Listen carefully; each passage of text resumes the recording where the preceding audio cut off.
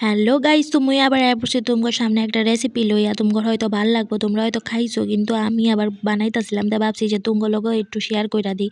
এদিকে দেখো সিম কাটতে লাইছিলাম, আলু কাটতে লাইছিলাম, কাঁচামরিচ কাটতে লাইছিলাম। এদিকে দেখো বয় দিছি গরম তেল, তেলের মধ্যে দিয়া দিছিলাম শুকনা লঙ্কা আর আদা দিয়া দিছিলাম মা, বুঝছো। আর তোমরা হলো পেঁয়াজ দিয়াও খাইতে পারো, আমার নিরামিষ শুক্রবার এলাকা দেখো পাঁচফোড়ন সোমবার দিয়া দিছি। এগুলার আবার ভাজ্যা লাইতেছি, বুঝছো, লাল লাল করে ভাজ্যা। তারপরে এটার মধ্যে যে আলুগুলা কাটতে রাখছিলাম এই আলুগুলা দিয়ে একটু ভাজ্যা লইলাম, বুঝছো না, নাহলে একটু শক্ত যদি থাইকা যায় লেগে আগে আলুগুলারে ভাজ্যা লইছি।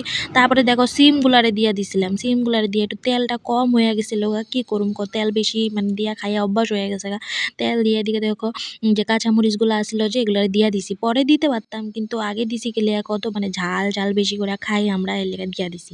তারপরে এদিকে দেখো যে সর্ষা বাটা না, মানে সর্ষা যে গুঁড়া যে প্যাকেট পাওয়া যায়, বাটতে উঠতে ভালো লাগে না, এর লেগে গুঁড়া প্যাকেট দিয়া দিছি। আর শুকনা লঙ্কা গুঁড়া দিছিলাম, আর হলুদ দিছিলাম, আর তোমার লবণ দিছিলাম, দিয়া এগুলারে পুরা একদম মানে মিক্স করে রেখা দিছিলাম অল্প সময়ের লেগা। তারপরে দেখো এটারে কষায় লাইতাছি এটার মধ্যে দিয়া, তারপরে ভালো মতো কষাইয়া এটার মধ্যে ঝুল দিয়া দিছি, বুঝছো, জল দিয়া দিছি, দিয়া একটু ঢাইক্কা দিয়া দিছি।